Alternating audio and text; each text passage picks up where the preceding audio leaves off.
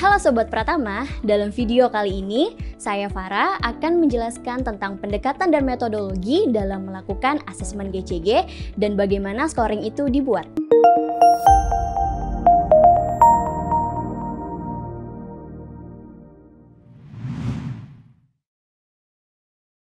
Asesmen GCG secara singkat merupakan penilaian terhadap implementasi GCG.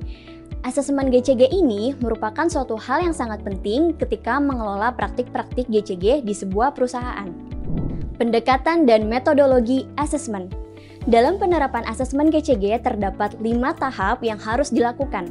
Pada tahap pertama, asesor akan melakukan kick-off meeting, menyerahkan kuesioner, dan melakukan dokumen review. Kick-off meeting merupakan pertemuan dengan direksi, komisaris, dan tim imbangan atau counterpart untuk mendapatkan gambaran umum perusahaan.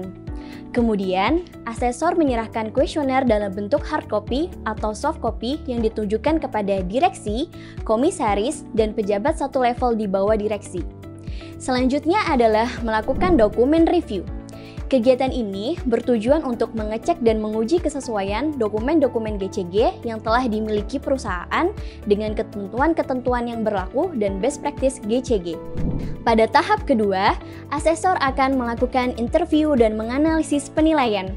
Kegiatan interview atau wawancara ini bertujuan untuk mempertajam hasil dari dokumen review dan kuesioner terkait praktik-praktik GCG yang selama ini telah dijalankan oleh perusahaan. Wawancara dilakukan kepada Dewan Komisaris, komite-komite yang ada pada Dewan Komisaris, direksi, sekretaris perusahaan, SPI, dan pejabat satu level di bawah direksi lainnya. Langkah selanjutnya, analisis penilaian. Kegiatan ini berupa analisis sekaligus memberikan penilaian atau scoring dari hasil dokumen review, kuesioner, dan wawancara. Tahap ketiga, asesor melakukan penyusunan draft laporan dan pembahasan draft laporan.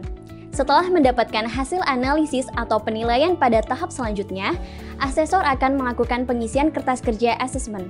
Kertas kerja tersebut menjadi dasar penyusunan draft laporan untuk disampaikan kepada pihak perusahaan.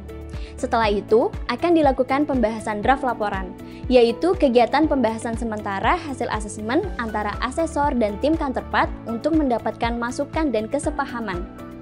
Tahap keempat. Tahap ini sudah mencapai 90% dari keseluruhan rangkaian asesmen. Asesor akan melakukan 2 kegiatan. Pertama, mengirimkan draft laporan final kepada pihak perusahaan, dan kedua adalah melakukan exit meeting, yakni mempresentasikan laporan final asesmen GCG kepada Dewan Komisaris, direksi perusahaan, tim counterpart, dan jajaran manajemen perusahaan lainnya. Tahap kelima. Dalam tahap kelima, yang merupakan tahap akhir dari rangkaian proses asesmen, asesor akan menyerahkan laporan final hasil asesmen berdasarkan parameter Kementerian BUMN, baik dalam bentuk hard copy maupun soft copy. Itulah penjelasan singkat tentang pendekatan dan metodologi asesmen GCG. Untuk pembahasan berikutnya, yakni mengenai scoring. Untuk Sobat Pratama, jika tertarik mempelajari lebih banyak tentang GCG, silakan kirimkan pertanyaan ke sosial media PT Pratama Indomitra Konsultan. Saya Farah dari Divisi GCG Pratama Indomitra Konsultan. Sampai jumpa di video berikutnya.